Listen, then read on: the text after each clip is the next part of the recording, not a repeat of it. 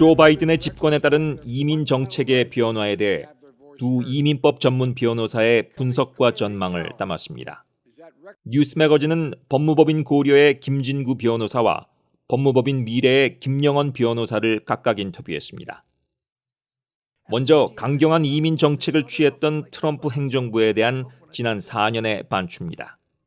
지난 4년간의 이민 정책은 그 이민자의 나라의 근간이 되는 이런 모든 정책을 흔드는 비정상적인 이민 정책의 일관된 시간이었다, 이렇게 말씀드리고 싶습니다. 이민자가 전혀 환영받지 못하는 그런 분위기와 컬처 가운데에서 동면, 이게 언제 봄이 오는가, 그렇게 4년 보낸 것 같습니다. 부통령 시절에 이어 후보 때도 바이든은 친이민 정책을 천명했습니다. 바이든이 트럼프가 내놨던 강경한 행정명령에 어떤 액션을 취할까요? 얼마나 빨리 변화를 가져올까요?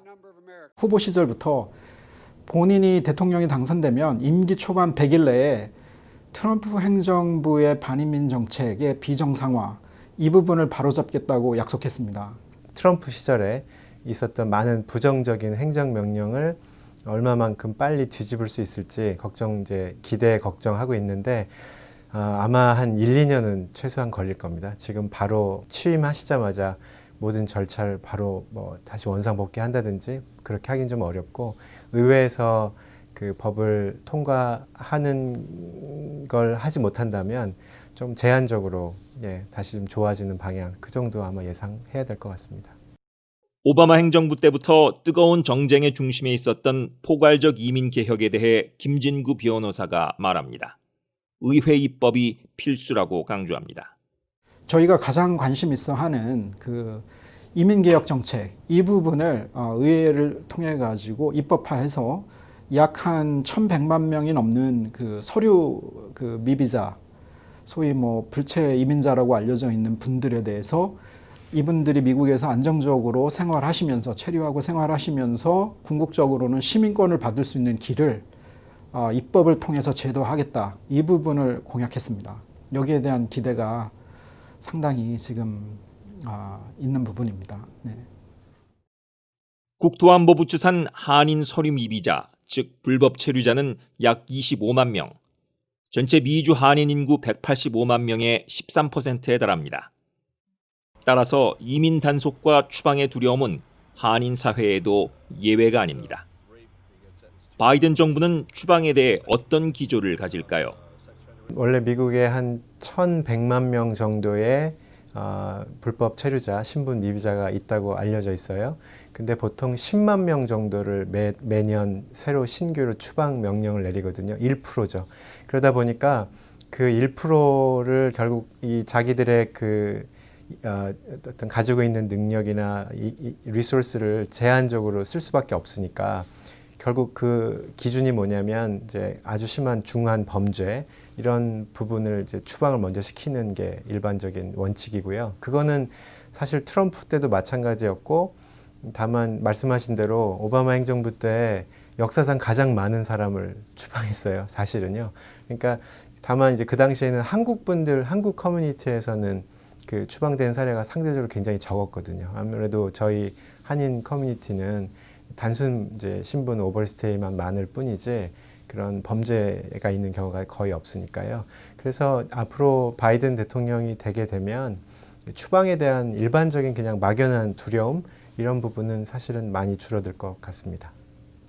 우리 이민 단속 기관인 아이스라고 알려져 있는 이민 단속 기관의 그런 상당히 너무나도 강화된 이민 단속, 연일 보도를 통해서 병원, 교회, 학교를 가리지 않고 또는 어떤 일터를 급습해 가지고 체포를 하는 등 상당히 좀 무리한 수준의 법 집행이 있지 않았나 하는 우려가 많았습니다.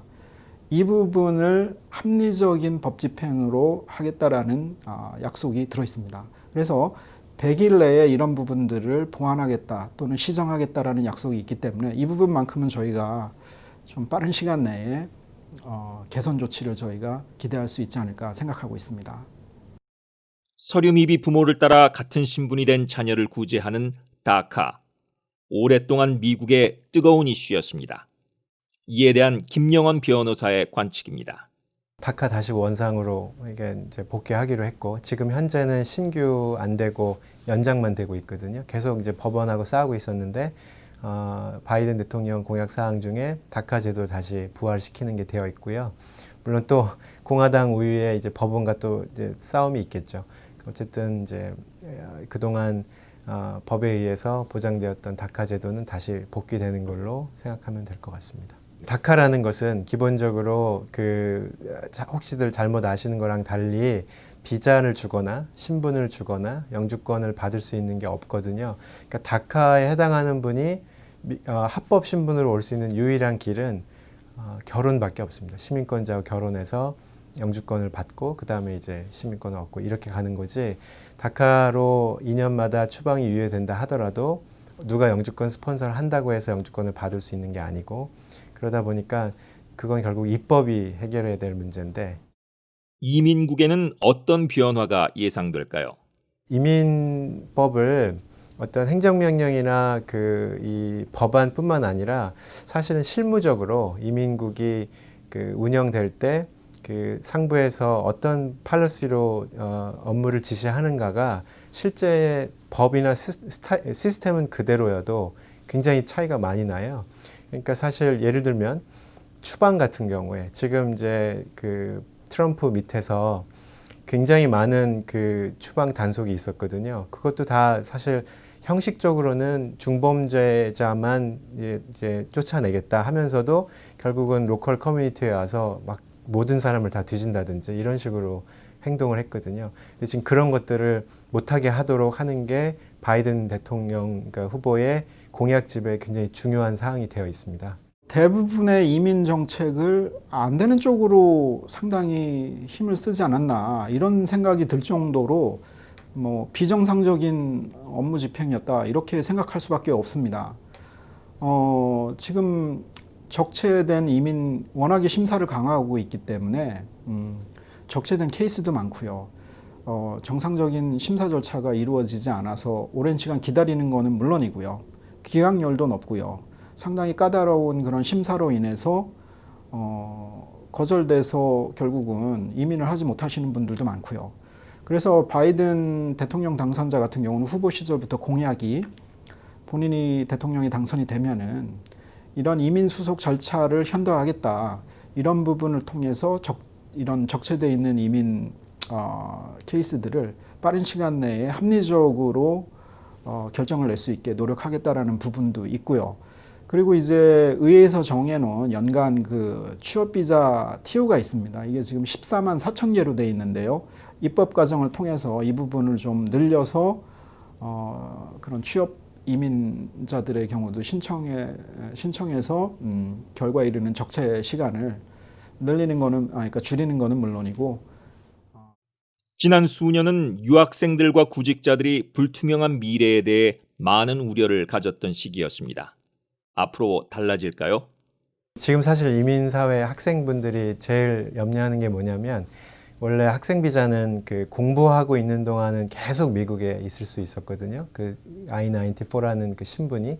근데 그걸 지금 4년을 맥스로 앞으로는 발행하려고 한다 하는 게 지금 내부적인 지침이에요. 지금 그래서 그걸 이제 퍼블릭 오피니언을 받고 있고 그런데 사실 이제 그런 부분이 이제 장기적으로 이민자를 줄이는데 큰 영향을 미치는 거라서 트럼프 이후에 바이든이 그 부분을 다시 원상태로 과거와 똑같이 하기를 굉장히 바라는 상태고 이제 좀 추이를 봐야 되겠죠. 이제 실무자가 누군지가 중요한데 사실 지금 그런 모든 학생 비자의 기간 단축, 그 다음에 OPT 뭐 익스텐션 할 때 좀 더 까다로워진 거, 그리고 H1B만 해도 이제 신규로 대학 이제 졸업하고 잡을 잡아도 사실 이제 임금이 많은 오퍼를 받아야지만 이제 지금까지는 추첨을 통해서 H1B를 했잖아요. 근데 그걸 이제 offered wage salary가 높은 거 먼저 쿼터를 주겠다고 지금 당장 내년부터 지금 그게 현재 상태입니다, 사실은.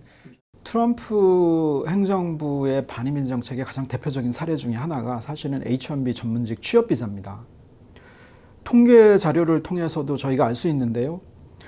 집권 직전인 2015년 당시 그 거부율, H-1B 전문직 취업 비자의 거부율은 불과 6%에 불과했습니다. 그러나 전년도 2019년도 기준 거부율은 무려 33%에 달하고 있습니다.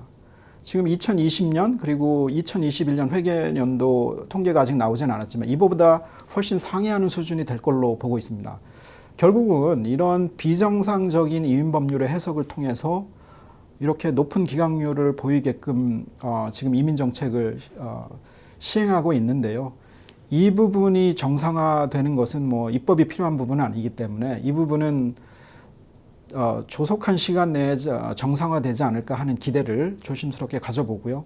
그 외 쿼터나 이런 부분들은 뭐 아까 말씀드린 이민개혁법안과 마찬가지로 입법이 필요한 상황이기 때문에 이 부분은 영주권을 취득하는 데 걸림돌로 부상한 퍼블릭 차지, 즉 공적 부조에 대한 김영원 변호사의 설명입니다. 미국의 복지 혜택을 사실 받아서 이제 뭐 예를 들어서 일리노이주 같으면 올키즈 프로그램이라든지 옛날에 뭐 푸드 스탬프라든지 뭐 그리고 메디케이드라든지 이제 그게 굉장히 그 일리노이가 친이민 그 팔러시를 가지고 있어서요, 스테이트가 그 혜택을 받은 분들이 이 최근에 발생한 이 퍼블릭 차지라는 행정명령 때문에 내가 영주권 못 받지 않는가 정말 많은 분들이 걱정하시고 그걸 꼭 확인하세요. 지금도 생각보다는 예를 들어서 올키즈 같은 경우는 현재 트럼프 행정명령 안에서도 예외적으로 허락되는 것에 들어가고요. 지금 그 바이든 대통령의 공약 내용 중에서 그 퍼블릭 차지에 대한 행정명령을 없애기로 다시 원상으로 돌아가기로 적혀 있거든요. 그래서 아마 지금 현재 영주권 신청서 접수해 놓고 그 서류를 지금 나중에 심사받을까 봐 염려하시거나 아니면 지금 영주권을 하시는 분들 중에서 뭐 어린 아이가 있는데 주정부에서 받는 뭐 이런 케어를 신청하면 나한테 문제가 있는가 염려하시는 분들은 제 생각엔 전혀 염려하지 않으셔도 될 것 같다. 그게 지금 이번 선거의 제일 큰 혜택 중에 하나가 아닌가 싶습니다. 영주권자의 시민권 신청에 대해 김진구 변호사가 말합니다. 그러니까 시민권 신청자의 절대적인 숫자가 줄었고요. 그리고 기각률도 상당히 그러니까 높아졌고요. 그리고 심사 기간도 상당히 오래 걸리고요. 시민권 신청 수수료도 인상이 됐고요. 상당한 수준 인상이 됐고요. 그리고 심사가 지나칠 만큼 까다로웠다. 이런 부분이 있습니다. 근데 그 바이든 대통령 당선자 후보자의 경우 공약에 들어있는 내용으로요. 이런 영주권자들의 시민권 신청 그리고 그들이 시민권 취득을 통해서 미국에서 합법적으로 투표도 하고 이런 미국 시민으로서 정착할 수 있게 하는 이런 부분들을 장려하겠다라는 약속을 했습니다. 끝으로 김진구 김영원 변호사의 기대를 담았습니다. 이제까지 그 미국에서의 이민 정책은 주로 이민 또는 비이민 또는 뭐 시민권 신청 절차에 있어서 주로 신청을 하고 그리고 그런 어떤 이미그레이션 베네핏을 받는 이런 위주로 돼 있었습니다. 신청과 결과 위주로 돼 있었는데 그 후에는 사실은 사후 조치에 대해서는 상당히 좀 미약하지 않았나 이렇게 생각하고 있는데요.